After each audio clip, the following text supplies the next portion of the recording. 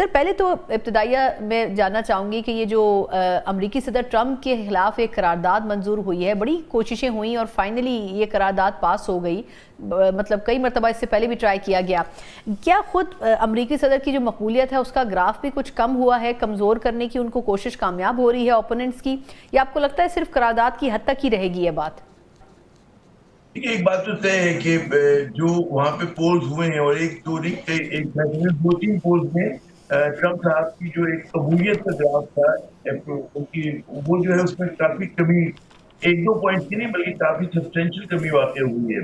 اور اسی تناظر میں جو بہت سارے لوگ ہیں ان کا طریقہ کار ہے کام کرنے کا، اور جس طرح سے انہوں نے بغیر کانگریس کو ایوان کو اعتماد میں لیے بغیر ایران پہ انہوں نے جنگ مسلط کر دی، جنگ شروع کر دی، اس کی وجہ سے وہ ہر پہ ظاہر ان کو تنقید ہو رہی ہے.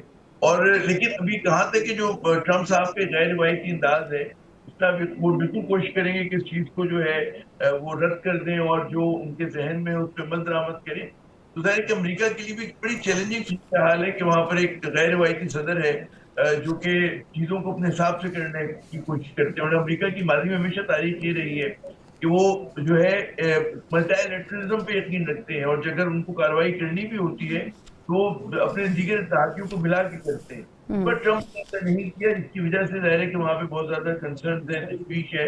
اور ایران جنگ کا ایک طرح سے ظاہر ہے کہ معاشی جھٹکا جو ہے امریکہ میں بھی پہنچا ہے، وہاں پہ بھی تیل کی قیمتیں جو ہے بلند ہوئی ہیں. لیکن یہ سب اپنی جگہ، لیکن جو کہتے ہیں نا کہ when the dogs of war are unleashed، تو اس کی ایک اپنی معیشت ہوتی ہے. اور وہاں کا جو ایک فوجی اسٹیبلشمنٹ ہے اور وہاں کا جو ایک پروڈکشن کا اسٹیبلشمنٹ ہے جو فوجی سامان بناتا ہے، تو ان کے ایک اپنے انٹرسٹ ہیں اور اس کے حساب سے وہ چیزوں کو کریں گے. تو ٹرمپ کے لیے چیلنجنگ صورتحال ہے، لیکن ایسی نہیں ہے کہ اس کونے سے نکل نہ سکے وہ. جی اچھا سر، چلیں یہ تو انٹرنیشنل ایک سینیریو ہے، لیکن آپ کے خیال میں ہم جو دیکھ رہے ہیں ابھی فیسیلیٹیشن کا رول، وزیر داخلہ 24 گھنٹے میں دوسری مرتبہ ایران چلے گئے ہیں اور اوبویسلی کچھ نہ کچھ پیغام تو لے کے گئے ہوں گے. وہ بلوچستان کوئٹہ میں انہوں نے ملاقات کی تھی پرائم منسٹر صاحب سے بھی، فیلڈ مارشل سے بھی. آپ کے خیال میں پاکستان بیک اینڈ پہ تو کچھ نہ کچھ کر رہا ہے، لیکن نتیجہ اس کا مثبت نکل سکے گا یا ابھی بھی یہ چیز لنگر آن ہوتی نظر آ رہی ہے آپ کو؟ دیکھیے، پاکستان کے علاوہ بھی جو کئی دو ممالک ہیں وہ چاہتے ہیں کہ جنگ نہ ہو، اور اس کے حوالے سے جو ہے وہ اپنا پاکستان جو ہے فور فرنٹ کے اندر ہے.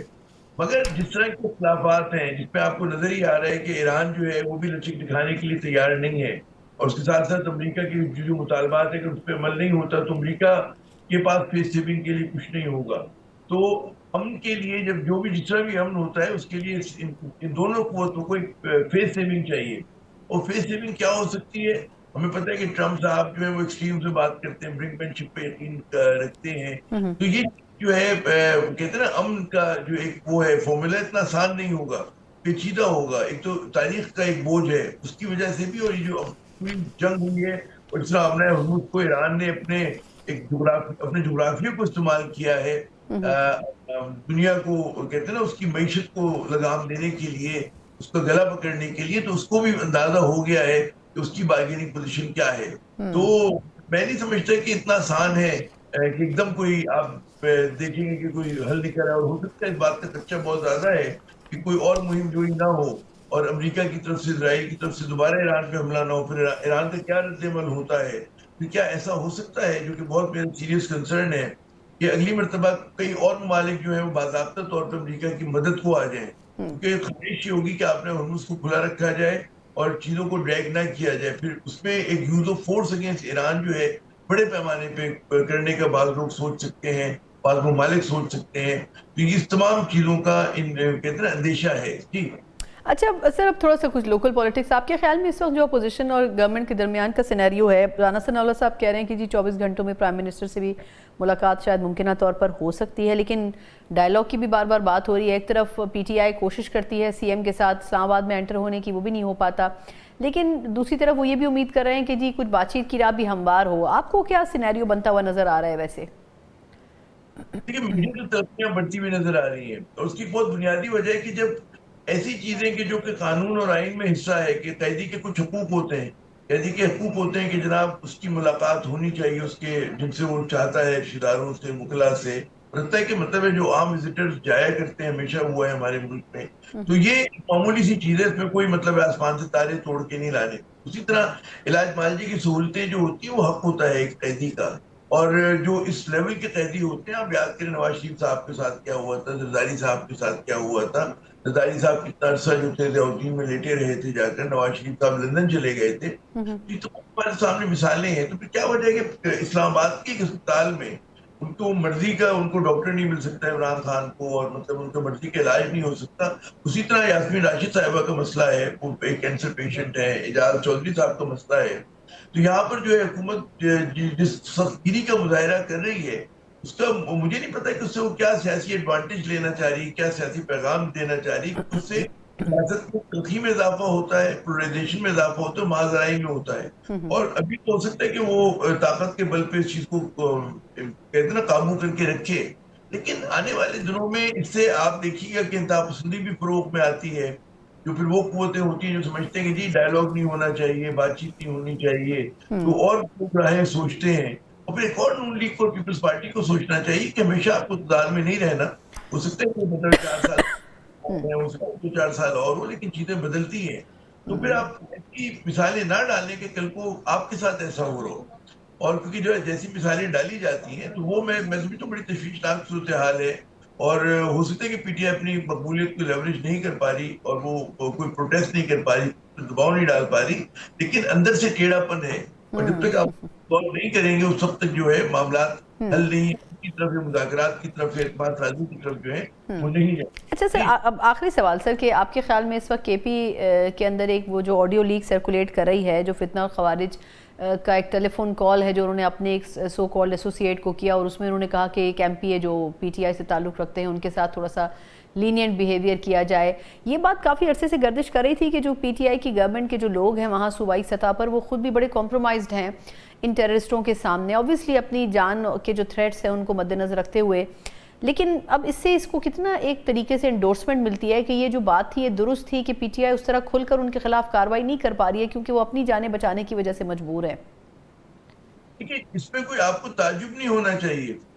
کراچی جیسے شہر میں ایک دور تھا کہ جو سرمایہ دار تھے اور بڑے لوگ تھے وہ بھتہ دیا کرتے تھے. بالکل بالکل. اس میں اس شہری کا مسئلہ نہیں ہوتا، بے شک وہ ایم پی ہو یا وہ ایک ذاتی والے سے شہری ہو. بات یہ کہ جب لا اینڈ آرڈر خراب ہوتا ہے، اور ہم نے دیکھا کہ کتنے سیاستدانوں کو نشانہ بنایا گیا، بھی جے یو آئی کے ایک بہت ہی سینئر جو ہے رہنما ان کو قتل کیا گیا. جب اس صورتحال تو لوگ خوفزدہ ہوتے ہیں، وہ ہم اور آپ بھی ہوں گے. تو اس میں کوئی تعجب کی بات نہیں ہے کہ اگر وہ لوگ جو ہیں وہ چاہیں گے، کیونکہ اصل کام تو یہ کہ سرحدوں کو پروٹیکٹ کیا جائے تاکہ جو دہشت گرد ان کی دراندازی ہوتی ہے اس کو روکا جا سکے. اس کے لیے آپ جو بھی ترکیب لگائیں، نیگوشیٹ کرتے ہیں، آپ اسکریک ڈاؤن کرتے ہیں، افغانستان سے جنگ کرتے ہیں، ہم مذاکرات کرتے ہیں، وہ تو ایک پھر وفاق کا اس کے اندر چلا جاتا ہے. بات یہ ہوتی ہے کہ اصل جو ہے وہ تو ٹھیک ہے ہوم گرون بھی ہے، انتہا پسندی بھی ہے، لیکن اصل مسئلہ جو ہے وہ یہ کہ ہماری اینٹی ٹیرر لڑائی کس طرح کس سمت میں جا رہی ہے. ہم دیکھ رہے ہیں کہ گزشتہ 4 سال میں دہشت گردی میں بہت زیادہ اضافہ ہوا ہے، اور جو بھی حکمت عملی شہباز حکومت نے اپنائی وہ کام کرتی بھی نظر نہیں آ رہی ہے. اس کے نتیجے میں یہ نہیں ہوا کہ جی دہشت گردوں کی واقعات میں کمی آئی ہو. جب بڑھ رہے ہیں تو پھر بے خان حکومت کو نظر ثانی کی ضرورت ہو. یہ ایک بڑی ناجائز تنقید ہے. میں سمجھتا ہوں کہ وہ کیا کرے، مطلب ایک شہری کیا کرے بجائے اس کے کہ وہ لوگوں کو بھتہ دے یا وہ کہے کہ جی آپ ہمارے اوپر رحم کریں. یقیناً رسولی طور پہ نہیں ہونا چاہیے، میں جواز فراہم نہیں کر رہا، لیکن دس انڈیکیٹس کہ جی صورتحال کس حد تک گر گئی ہے، کتنی خراب ہو چکی ہے. اور جب ملک میں، اور صرف کے پی کی بات نہیں، بلوچستان میں بہت چیلنجنگ صورتحال ہے. آپ اپنے صوبے میں دیکھیں، وہاں پر آپ دیکھیں کہ لا لیسنس کا کیا عالم ہے، اور لوگ قتل کر دیتے ہیں، گاؤں کو جلا دیتے ہیں، والدین کے سامنے جو ہے وہ ریپ ہو جاتا ہے. اس کا مطلب ہے لاقانونیت جو ہے وہ مطلب ہے کھلا ناچ رہی ہے. لوگ جو ہے ڈر جاتے ہیں، خوفزدہ ہو جاتے ہیں. اور میرے خیال میں ان کو اعتماد بحال کرنے کی ضرورت ہے. اس کا جو آغاز ہوگا وہ یہ ہوگا کہ وفاقی حکومت اور صوبائی حکومت مل کے چلے. لیکن مل کے چلنے میں آپ ایک یک طرفہ شرائط نہیں کر سکتے. کچھ آپ کو حزب اختلاف کی باتیں، ان کے جو کنسرنز ان کو ایڈریس بھی کرنا ہوگا.